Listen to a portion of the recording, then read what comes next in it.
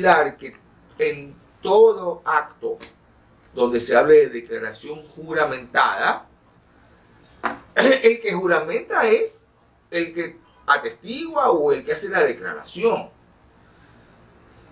Parecería innecesario aclarar esto, pero hay artículos en la ley procesal que lo terminan aclarando para evitar confusiones. El notario no se puede ver involucrado en un problema si es que la declaración que se hizo en su notaría dio paso a una estafa, por ejemplo. Con la declaración que se hizo en su notaría se engañó a alguien, se originó un delito, etc. El notario solamente da fe de dos elementos. De que la persona se identificó y que es la persona que compareció ante usted. Y segundo, de la autenticidad de la fecha en que se celebre el acto. El notario está absolutamente involucrado en decir, vino el señor Pedro Páramo y yo constaté que era Pedro Páramo porque tenía la cédula de él en mi poder. Y definitivamente lo hizo el día miércoles 2 de octubre a las 11 horas. Eso de ahí es incontrastable. Si es que se prueba que Pedro Páramo no estuvo en la notaría porque estaba en Colombia, o si se prueba que a las 11 de la mañana el notario estaba en un sorteo o en otra parte y no estuvo allí, entonces ahí responde el notario. La pregunta que me hacen algunos notarios es la siguiente: ¿y si la declaración es abiertamente falsa, evidentemente falsa? Por ejemplo, para exagerar, ¿no? Yo digo, yo declaro que yo soy legítimo hijo o heredero de Lenín Moreno o de Michael Jackson. El notario va a decir, este hombre está loco, este hombre va a engañar a alguien, este hombre quiere esto para una cuestión. ¿Puede involucrarse el notario en una declaración que a su leal saber y entender es falsa o tergiversa algo? Les pongo de esta manera, se los pongo de esta manera, para no ir a un ejemplo tan extremo. Vamos a imaginar que la persona que declara dice que le consta que estuvo en Perú con el señor fulano de tal. Fulano de tal con sus dos nombres, dos apellidos, número de cédula, cargo. No hay forma de que haya otro. Es fulano de tal. Y el notario lo conoce. Fulano de tal es su amigo, su compadre, su pariente político. Y dice, es imposible. Yo estuve con él celebrando su cumpleaños en su casa. Y el notario al final le dice, oiga, un momentito, es el mismo fulano de tal que yo conozco. Él así, que dice, ¿cuánto? De bigote. Sí, el mismo. No puede ser. Ahí hay una confusión. Y dice, no, estuvo conmigo. Estuvimos en Perú haciendo unas compras, una mercadería. Pero sí, yo he estado con él. ¿Qué hace el notario? ¿Tiene potestad para decir, yo no me presto esto y vaya a hacer otra notaría? Vean, negar servicios a alguien no necesariamente es ilegal. El problema es que la parte que se sienta negada en los servicios lo puede acusar de discriminación. Ah, porque yo era blanco, porque era amarillo, porque era alto, porque era bajo, porque era hombre, porque era mujer, porque era gay, por lo que sea. Puede tener un problema por ese motivo. Pero no veo en ninguna parte que el notario esté obligado a dar un servicio, porque puede tener motivos perfectamente válidos. Lo que pasa es que el notario debe ser un poquito hábil para hacer estas cosas, ¿no? El notario no le puede decir tú sí, tú no, porque me da la gana, porque obviamente va a crear un conflicto, pero sí puede decir, vea, no estoy haciendo este tipo de diligencias por ahora, en esto no tengo que salir, qué pena. Puede buscar alguna salida. Entonces, habría que ver en el caso concreto hasta dónde puede llegar los límites del notario si es que él percibe o detecta o determina de manera fehaciente que la persona que está declarando está diciendo algo que a él incluso le consta que no puede ser cierto. El numeral 12 expresa: receptar la declaración juramentada, ya el mismo comentario ya dicho, de quienes se creyeren con derecho a la sucesión de una persona difunta, presentando la partida de defunción del de cuyos y las de nacimiento y otros documentos para quienes acrediten ser sus herederos, así como la de matrimonio o sentencia de reconocimiento de la unión de hecho del cónyuge sobreviviente si lo hubiera.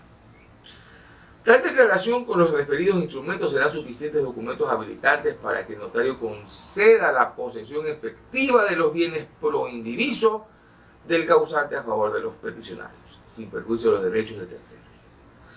Dicha declaración constará en acta notarial y su copia se registra en el registro de propiedad correspondiente.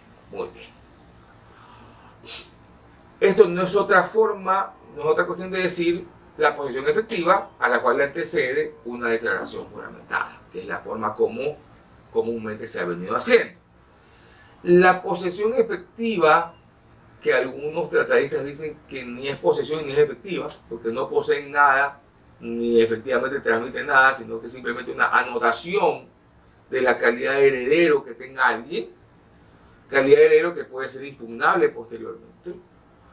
En nuestro país tiene una especie de virtud incontrastable. Usted viene con una escritura de posesión efectiva y se le abren todas las puertas. Y la posesión efectiva en efecto es una importante diligencia, pero creo que se le da mucha más trascendencia de la que realmente tiene. Más allá de eso, lo que me interesa hacer énfasis es sin perjuicio de los derechos de terceros. Es decir, puede haber muchas personas que tengan posesión efectiva. Y usted dice, oiga, pero entonces a ellos usted les va a conceder determinados derechos. Y si hay otros que no han aparecido, ahí está sin perjuicio de los terceros. Es decir, el notario no tiene por qué importarle si es que a las finales hay más o hay menos herederos, porque al fin y al cabo ellos no pierden nunca su derecho de reclamarle a quienes los hayan ignorado. Aquí suele haber muchos elementos. Yo suelo decir que todo lo que tiene que ver con factores de sucesión es muy tóxico. Sostengo que el dinero saca lo peor del ser humano. Y cuando hablo del dinero no necesariamente hablo de $1.000.000. Yo he visto familias que se destrozan por una propiedad que vale $50, $60.000 y ellos son 10. Es decir, no es que le va a tocar a cada uno $1.000.000, a cada uno le va a tocar muy poco dinero. Claro, lo poco o mucho es relativo. $10 puede ser mucha plata o muy poca plata dependiendo, por supuesto que sí. Pero no estamos hablando de cuestiones millonarias de verdad. Y esto trae muchos problemas. Las posesiones efectivas en muchas ocasiones ignoran, por ejemplo, a los hijos que no son de padre y madre. Entonces, como los hermanos viven enojados porque el papá tuvo un hijo o hija fuera de matrimonio, no, a ese no lo contamos. Entonces, hijo, no lo puedes dejar de contar. Una pregunta, doctor. El caso que usted está explicando, por ejemplo, si el padre, bueno, que tenga bienes, sí, deja en el testimonio planteado que solo los bienes se los reparten a los hijos que son de padre y madre, el hijo que está por fuera puede reclamar. Absolutamente. El testamento no puede soslayar los derechos que correspondan a los legitimarios que hayan probado su calidad. Ni aún por vía testamentaria se puede cambiar esto. Recordemos que en la parte sucesoria es la cuarta de libre disposición, donde yo puedo pues mejorar la condición de uno de ellos o por último dárselo a un tercero que no tenga nada que ver, porque nuestra sucesión es testada. Y eso quiere decir que la ley ya está asignando, ya da ciertas normas que yo no me puedo salir. Es decir, yo puedo hacer lo que quiera con mi plata, hágalo en vida. Y aún en vida hay ciertos problemas. Ya eso nos lleva a terrenos sucesorios, que no es la materia exacta, pero para contestar la duda, si yo dejo un testamento y digo para mis 5 hijos, y resulta que había un sexto que me olvidé o que no sabía que existía, ese sexto tiene todo el derecho a hablar, a reclamarle a los demás, porque él también tiene derecho una vez que lo haya demostrado. Por igual con las partes por iguales o no. Claro, exactamente igual.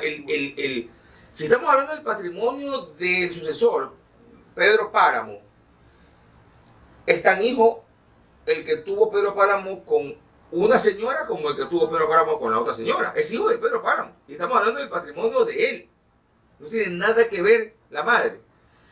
Cuando se discute el patrimonio de la madre, obviamente la madre de Pedro Páramo solo tiene que ver con la madre de Pedro Páramo Jr. Y la madre de los hermanos será otro problema. Pero mientras sea de la misma persona, obviamente es igualito. Porque es el patrimonio de él. No nos olvidemos que el cónyuge termina siendo, es condueño de la sociedad conyugal o sociedad de bienes.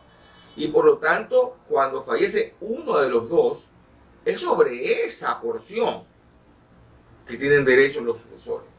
Si yo soy hijo de padre y madre, si se muere mi madre sigue siendo dueña de la mitad. Y yo tengo derecho con mis hermanos a acceder a la mitad que dejó mi padre. Y cuando fallezca mi madre, viene la otra mitad. Entonces, en este ejemplo de los hijos fuera de matrimonio, si fallece mi padre y somos 3 hermanos, tenemos derecho a acceder sobre esa mitad. Pero si aparece otro hermano, tiene que decir esa mitad para 4. Porque ese hermano demostró también ser hijo de mi papá. Entonces eso se reparte en parte. Bueno, no sé si ahí creo que contesté la duda. Bien. Siguiendo, nos quedamos en el 11.